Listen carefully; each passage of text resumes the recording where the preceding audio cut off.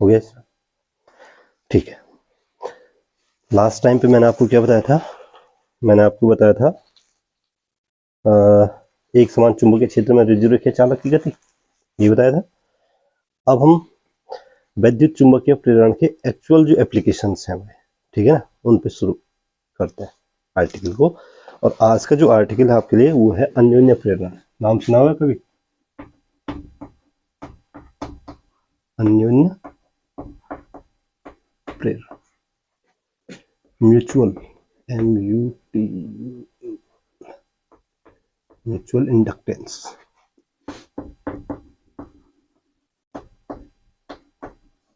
Mutual inductance बोलते हैं इसको। और अगर आपने कभी सुना होगा कि जैसे प्रेरण कुंडली है, कुंडली सिंपली जिसको हम कुंडली बोलते हैं। और दूसरा आपने नाम सुना होगा ट्रांसफार्मर का, सुना हुआ है? ट्रांसफार्मर तो सुना ही होगा। क्या काम करता है ट्रांसफार्मर?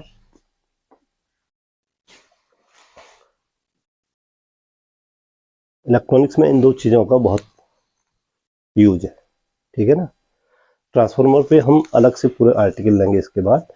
तो प्रेरण कुंडली और ट्रांसफार्मर जिस सिद्धांत पे काम करते हैं, जिस वैद्युत चुंबकीय प्रेरण की जिस घटना पे काम करते हैं, उस घटना को अन्योन्य प्रेरण बोलते हैं भाई।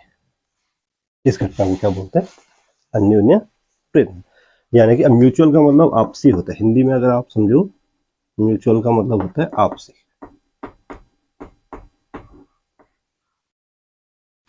आपसी का मतलब होता है आपस में।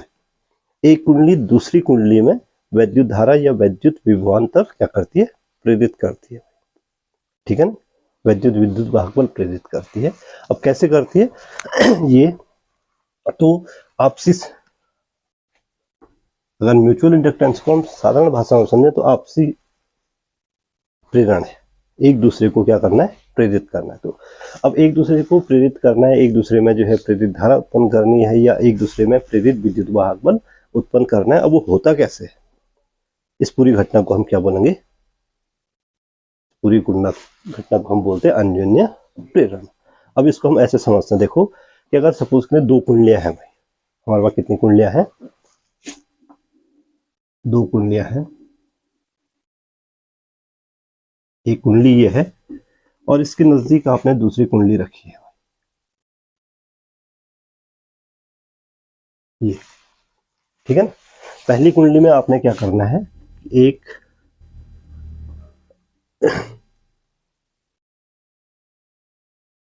बैटरी और एक कुंजी जोड़ देंगे, ठीक है ना।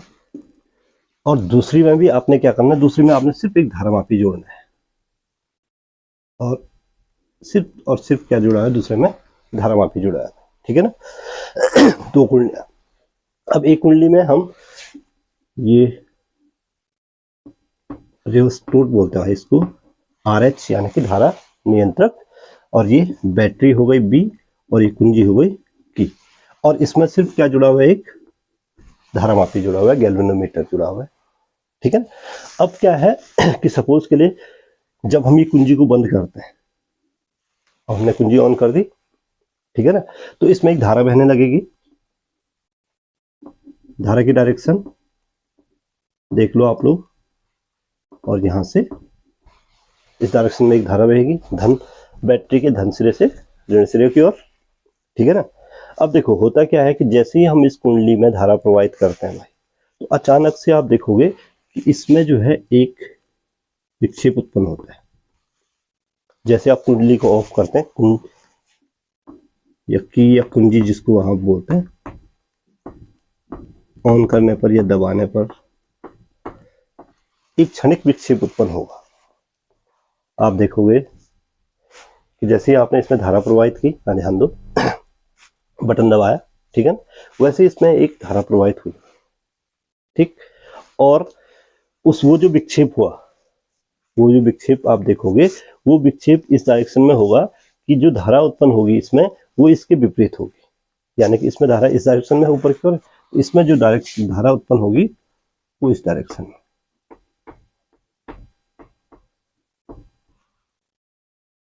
नहीं, उल्टा हो गया।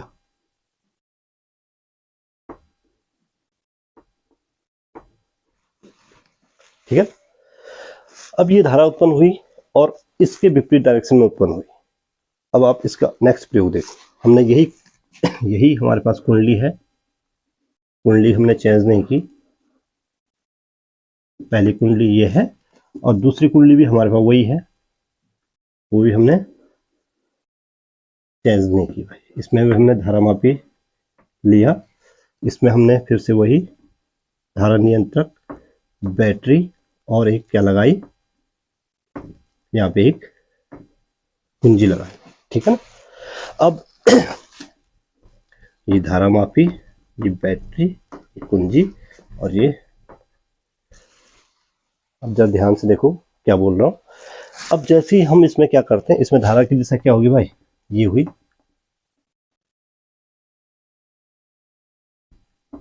इसमें गलत तो नहीं हुई धारा, यहाँ से ऊपर, अब ये इसमें धारा इस डायरेक्शन में आ रही है ना, तो ये धारा तो गलत बन गई, इसकी डायरेक्शन तो गलत हो गई, यहाँ से ऊपर, यहाँ से नीचे, यहाँ से नीचे, फिर यहाँ से ऊपर, ऐसे आएगी। ठीक है ना, अब देखो इसमें धारा की दिशा क्या है, इस डायरेक्शन में है, तो जैसे हम कुंजी छोड़ते हैं भाई, ध्यान दो, अब ये कुंजी पहले ऑन थी ना, अब हमने उसको ऑफ कर दिया, कुंजी छोड़ने पर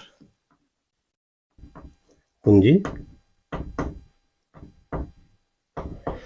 ये धारा, इसमें फिर से विक्षेप आया, लेकिन इस समय विपरीत दिशा में आया, पहले जो है इस धारा के विपरीत दिशा में था, अब इसी धारा की दिशा में आया विक्षेप, इस धारा की।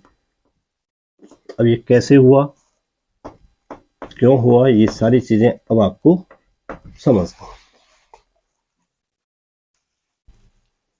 प्रैक्टिकल क्या है कि हमारे पास दो कुंजियां हैं, ध्यान से सुनो, हमारे पास दो कुंजियां हैं, एक कुंजी में हमने क्या जोड़ा हुआ है, धारा नियंत्रक, बैटरी और कुंजी, दूसरी में हमने सिर्फ एक धारामापी जोड़ा हुआ है। ठीक है, दोनों कुंजियां एक दूसरे के पास पास रखी है। जब हम कुंजी दबाते हैं, पहले वाले को कुंजी ऑन करते हैं, तो इसमें एक धारा बहती है भाई। ठीक है ना, लेकिन हम क्या देखते हैं कि चूंकि इसमें कोई बैटरी नहीं जुड़ी हुई है, इसमें कोई बैटरी जुड़ी है, तो इसमें अचानक से एक धारा विक्षेप आता है, क्षणिक विक्षेप आता है, ध्यान दें कि परमानेंट विक्षेप नहीं है, वो क्या है, क्षणिक विक्षेप आता है, और एक धारा बहती है, और उस विक्षेप का मतलब है धारा बह रही है, और धारा इस डायरेक्शन में बहती है कि वो जो है इस वाली धारा की क्या है भाई, विपरीत। दूसरे प्रैक्टिकल में हमने क्या किया, दोनों कुंडलियां फिर से वही ली, और अब हमने इसमें बटन ऑफ कर दिया, कुंजी छोड़ दी, तो फिर से हमने देखा कि इसमें एक क्षणिक विक्षेप आया, लेकिन वो जो विक्षेप है वो इसी धारा की दिशा में आया, इस धारा की दिशा में, जो पहली वाली धारा है उसकी दिशा में आया। अब हुआ क्या,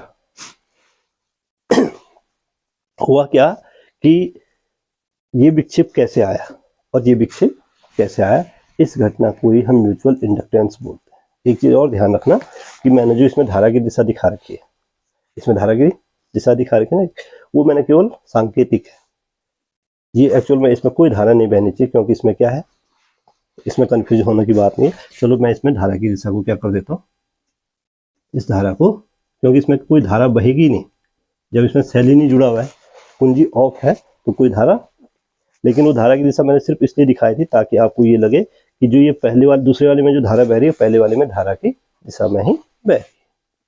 ठीक है, अब हम इसका एक्सप्लेनेशन देते हैं कि कैसे हुआ।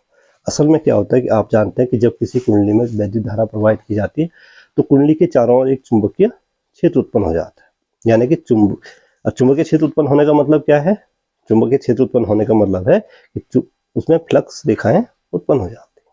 ठीक है ना, अब हुआ क्या देखो, जैसे इस कुंडली में हमने वैद्युत धारा प्रवाहित की, तो इस कुंडली में वैद्युत बल रेखाएं उत्पन्न हुई,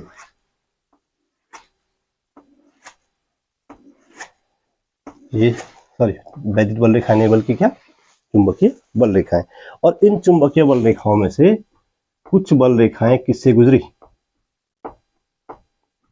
किससे गुजरी, पहली वाली कुंडली में जो वैद्युत चुंबकीय बल रेखाएं उत्पन्न हुई, उनमें से कुछ बल रेखाएं किससे गुजरी, दूसरी कुंडली से गुजरी, यानी कि इसके चुंबकीय फ्लक्स में क्या हुआ, परिवर्तन हुआ। और चुंबकीय फ्लक्स में परिवर्तन कितना हुआ, इसके जो चुंबकीय फ्लक्स में, इसके चुंबकीय फ्लक्स में 0 से और एक निश्चित मान तक परिवर्तन हो भाई, निश्चित मान तक परिवर्तन हो। अब आप जानते हैं चुंबकीय फ्लक्स में अगर परिवर्तन होगा तो क्या होगा, प्रेरित विद्युत वाहक बल उत्पन्न होगा, और प्रेरित विद्युत वाहक बल उत्पन्न होगा तो प्रेरित धारा बहेगी। और यहाँ पे ये भी समझ लो यहीं पे कि प्रेरित धारा की दिशा इस प्रकार होती है कि वो उस कारक का विरोध करती है जिसके कारण स्वयं उत्पन्न होती है, लेंज का नियम। अब कैसे विरोध करें, देखो प्रेरित धारा की दिशा जो पहली जो इसमें धारा बह रही थी भाई, इसकी क्या है, विपरीत है कि नहीं। प्रेरित ये इसमें धारा इधर को बह रही है, प्रेरित धारा इधर को उत्पन्न हो रही है। प्रेरित धारा यहाँ पे किससे उत्पन्न हुई, चुंबकीय फ्लक्स में परिवर्तन से। और चुंबकीय फ्लक्स में परिवर्तन का ही क्या कर रही है, विरोध कर रही है। और एक्चुअल में चुंबकीय फ्लक्स किससे उत्पन्न हुआ, ये जो चुंबकीय फ्लक्स है ये इस वैद्युत धारा से उत्पन्न हुआ, ठीक है ना। तो प्रेरित ये यहाँ पे लेंज का नियम पूरी तरह से अप्लाई होता है कि प्रेरित धारा उसी कारक का विरोध करेगी जिस कारक से स्वयं उत्पन्न होगी। क्लियर हो गया। अब दूसरी घटना को आप इसको कैसे आप समझाओगे कि जब इसमें हमने धारा, कोई धारा नहीं बह रही है क्योंकि हमने इसमें क्या किया, कुंजी को इस समय छोड़ दिया है, ठीक है ना, ऑफ कर दिया। अब जैसे हम ऑफ करते हैं भाई, तो पहले इसमें इतनी चुंबकीय बल रेखाएं इससे गुजर रही थी, यानी कि इससे गुजरने वाली चुंबकीय बल रेखाओं की संख्या एक नियत थी। तो चुंबकीय फ्लक्स, आप चुंबकीय बल रेखाओं की संख्या को चुंबकीय फ्लक्स बोल सकते हैं, एक निश्चित मान पे था कि नहीं था, निश्चित मान से गिर के कितना हो जाता है। अब इसमें धारा बहनी बंद हो गई, पहले इतनी बल रेखाएं गुजर रही थी, अब अचानक से आपने धारा बंद कर दी तो कोई भी बल रेखा नहीं गुजरेगी। तो कोई भी जब बल रेखा नहीं गुजरेगी तो इसका मतलब फ्लक्स में परिवर्तन तो हुआ है नहीं हुआ है।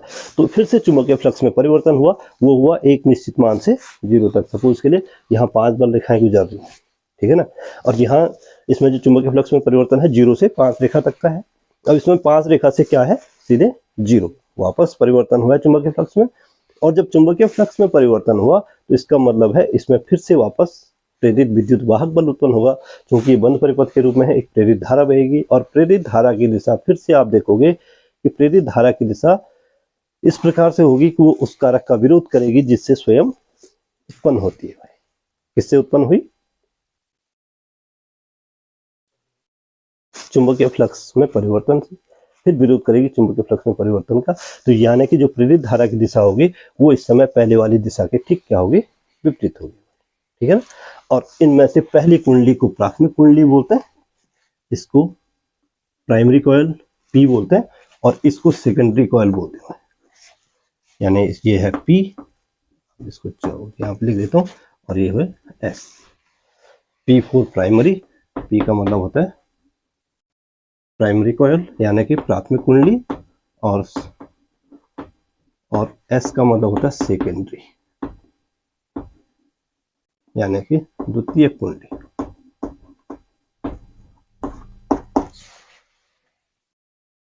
समझिए, अगर हम इसको जो है 4 लाइनों में निपटाएं तो क्या है, देखो जब हम 2 कुंडलियों को एक दूसरे के पास रखते हैं, उनमें से एक कुंडली को प्राथमिक कुंडली बोलते हैं, दूसरी कुंडली को क्या बोलेंगे, द्वितीय कुंडली बोलेंगे, ठीक है ना। पहली कुंडली में हम धारा नियंत्रक और बैटरी और कुंजी जोड़ते हैं, दूसरी कुंडली में हम क्या जोड़ते हैं, सिर्फ धारामापी जोड़ते हैं। जब हम कुंजी को दबाते हैं तो पहली कुंडली में एक धारा बहती है, धारा बहने के कारण कुंडली के चारों ओर एक चुंबकीय क्षेत्र उत्पन्न हो जाता है, यानी कि कुंडली से फ्लक्स बल, चुंबकीय बल रेखाएं निकलती है, ठीक है ना, जो कि दूसरी कुंडली से गुजरती है भाई। और दूसरी कुंडली के चुंबकीय फ्लक्स में परिवर्तन होता है 0 से लेकर और एक निश्चित मान तक, ठीक है ना। और चुंबकीय फ्लक्स में परिवर्तन होने के कारण इस कुंडली में एक विद्युत वाहक बल प्रेरित हो जाता है और एक धारा बहने लगती है, जिसको हम क्या बोलते हैं, प्रेरित धारा होती है। जब हम इस कुंडली को ऑफ करते हैं यानी छोड़ देते हैं तो फिर से जो फ्लक्स में परिवर्तन होगा, जो पहले एक निश्चित मान तक बढ़ चुका था फ्लक्स बल रेखाएं, वो फिर से वापस ड्रॉप होके क्या हो जाते हैं, 0 हो जाते हैं। फिर से एक चुंबकीय फ्लक्स में क्या होता है, परिवर्तन होता है, और फिर से इसमें एक धारा बहती है। धाराओं की दिशा इन दूसरी कुंडली में जो प्रेरित धाराएं हैं, सेकेंडरी कुंडली में जो प्रेरित धाराएं हैं, उन धाराओं को हम प्रेरित धारा बोलेंगे। प्रेरित धारा की दिशा इस प्रकार होती है कि हमेशा उस कारक का विरोध करती है जिससे कि स्वयं उत्पन्न होती है, यानी कि किसका विरोध करेगी, चुंबकीय फ्लक्स में परिवर्तन का विरोध करेगी भाई।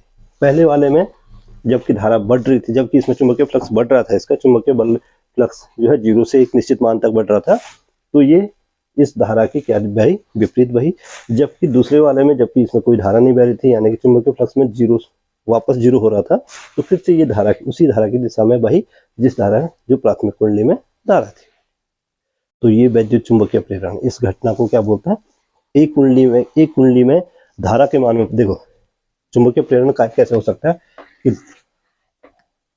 धारा के मान में परिवर्तन,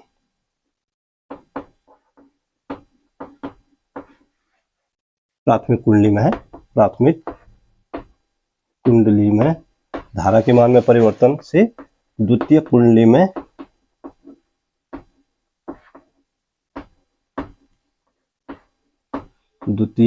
में प्रेरित विद्युत वाहक बल या प्रेरित धारा उत्पन्न होती है।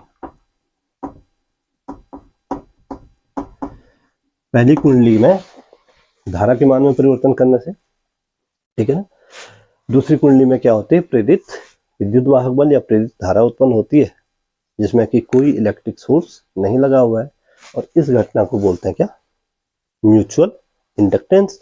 इस पूरी घटना को हम बोलते हैं क्या, अन्योन्य प्रेरण।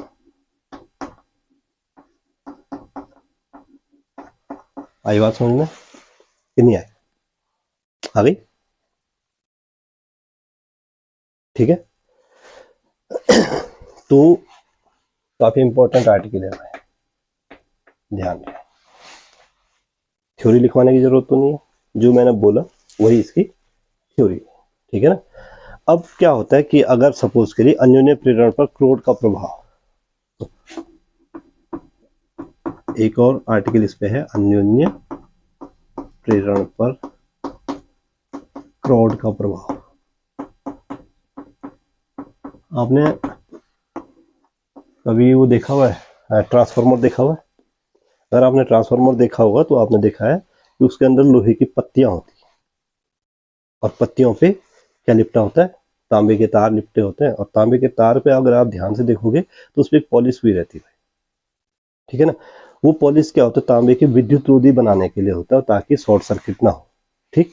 तो सपोज के लिए ये कॉइल है, ठीक है ना, तो आपने तांबे के तार देखोगे, ऐसी ऐसी पत्ती होती है, बीच में खली होती है, एक कुंडली ऐसे लपेटी होती है, दूसरी कुंडली दूसरी क्रोड पे लपेटी होती है, तो उसको बोलते हैं क्रोड। जो नरम लोहे की पत्तियां उसके अंदर रखी जाती है, तो कुंडली के भीतर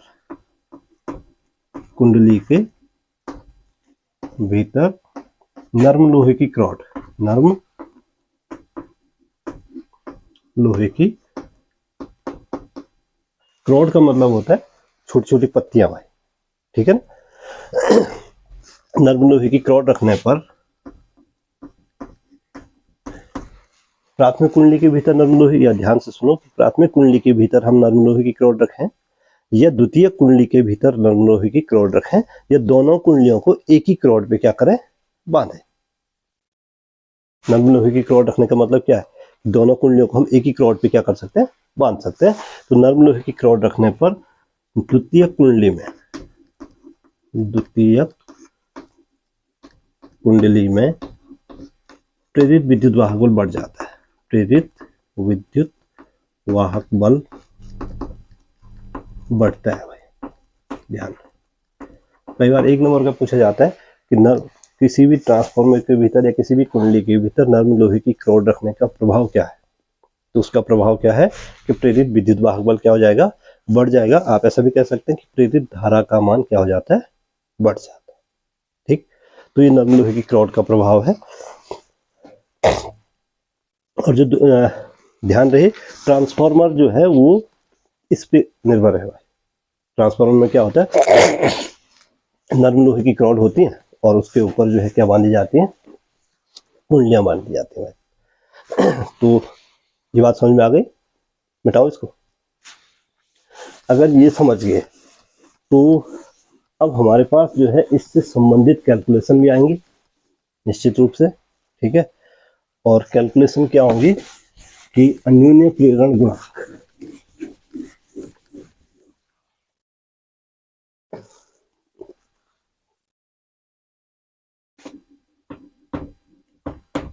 अन्योन्य प्रेरण गुणांक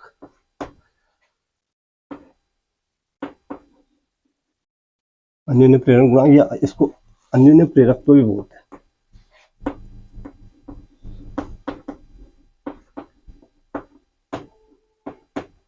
अन्योन्य प्रेरकत्व सुना हुआ ना।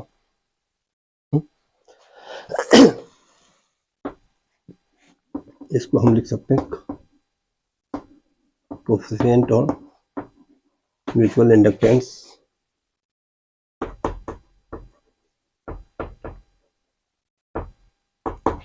और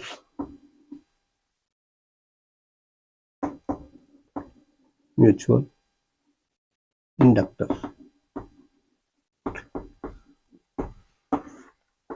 म्यूचुअल इंडक्टर भी बोलते हैं इसको, ठीक है। अब होता है क्या है, देखो कि आपको ध्यान देना है कि इसमें दो कुंडलियां हैं भाई। एक कुंडली को क्या बोलते हैं, प्राथमिक कुंडली, दूसरी कुंडली को क्या बोलते हैं, द्वितीय कुंडली। और हमेशा धारा किसमें बहाई जाएगी, प्राथमिक कुंडली को दी जाएगी। और जो प्रेरित धारा होगी या प्रेरित विद्युत वाहक बल होगा वो किसमें उत्पन्न होगा, द्वितीय कुंडली में उत्पन्न होगा भाई, ठीक है ना। तो मान लेते हैं, माना प्राथमिक कुंडली, प्राथमिक। अब इसके बाद जहां पे भी हम लिखेंगे प्राथमिक कुंडली को मैं P लिखूंगा भाई, ठीक है ना। माना प्राथमिक कुंडली P में I1 धारा प्रवाहित करने पर, I1 धारा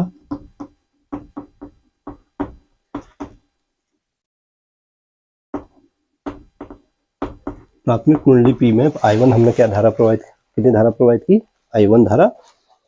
द्वितीय कुंडली के, अब द्वितीय कुंडली को हम थ्रू आउट S लिखेंगे, जहां पे भी S आएगा आप उसको द्वितीय कुंडली समझोगे, ठीक है। मान लेते हैं कि प्राथमिक कुंडली में हमने I1 धारा प्रवाहित की और द्वितीय कुंडली के S की प्रत्येक फेरे से बद्ध चुंबकीय फ्लक्स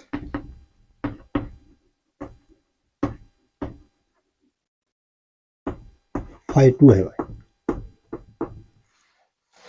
हर फेरे से कितना चुंबकीय फ्लक्स बद्ध हो जाएगा, Φ2 है।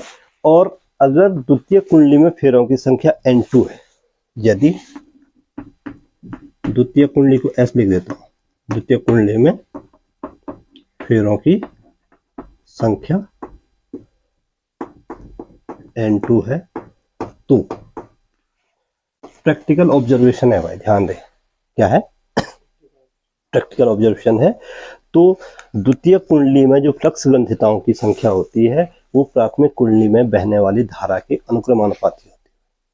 फ्लक्स ग्रंथिताओं की संख्या से कुछ याद आ रहा है, फ्लक्स ग्रंथिताओं की संख्या किसको बोलते हैं, तो द्वितीय कुंडली से ये ध्यान रखना है, प्रैक्टिकली है, द्वितीय कुंडली में बद्ध फ्लक्स ग्रंथिताओं की संख्या,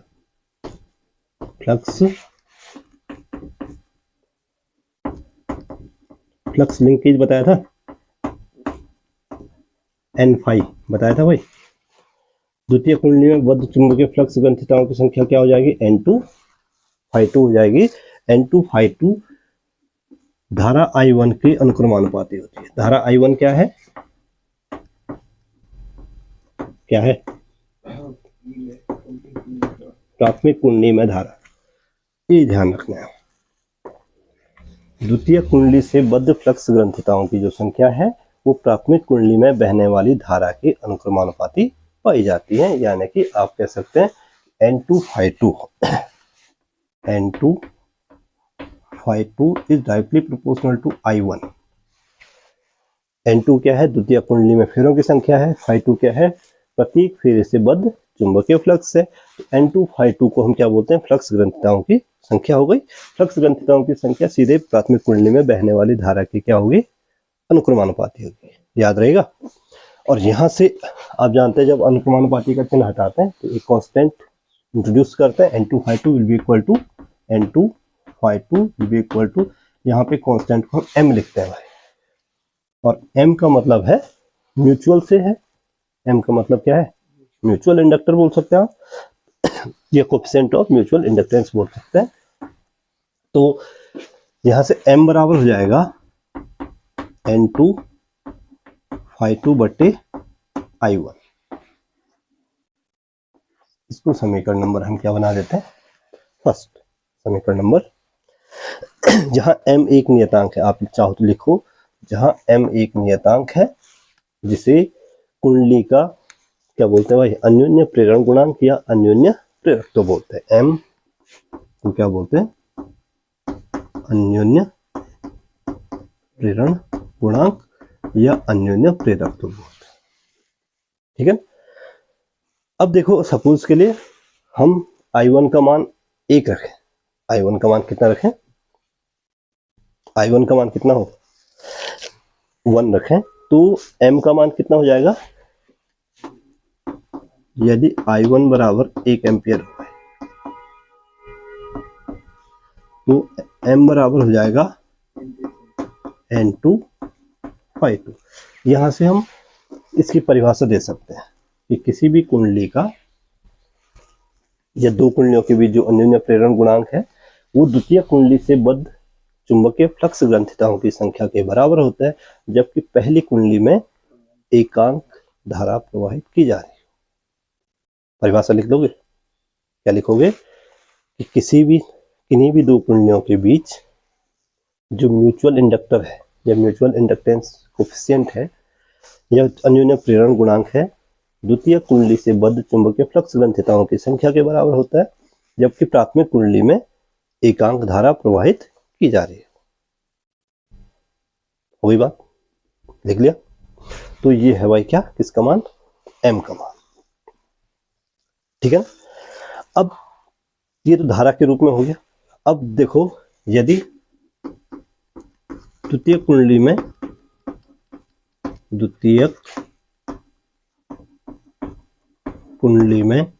उत्पन्न प्रेरित विद्युत वाहक बल E2 हुआ है, स्मॉल e लिखते हैं ना इसको। और एक चीज और, इससे पहले एक चीज और नोट कर लो कि m का मात्रक, m का एक निरपेक्ष मात्रक होता है, उसको बोलते हैं भाई हेनरी। m का मात्रक क्या होता है, हेनरी, ठीक है ना। और अगर आप यहां से चाहो तो m का मात्रक क्या होता है, देखो N2 फाई टू का मात्रक वेबर टर्न होता है, वेबर टर्न पर एम्पियर हो गया भाई, ठीक। फ्लक्स ग्रंथिताओं का मात्रक क्या बताया था, वेबर टर्न बताया था, तो वेबर यहाँ से आप चाहो तो इसका मात्रक देख सकते हैं, वेबर टर्न पर एम्पियर, ठीक है ना। लेकिन m का मात्रक होता है क्या, हेनरी। आई बात समझ में। अगर द्वितीय कुंडली में उत्पन्न प्रेरित विद्युत वाहक बल कितना होगा, E2 हो, तो आप जानते हैं फैराडे के पहले नियम से, फैराडे के प्रथम नियम क्या बोलते हैं, E बराबर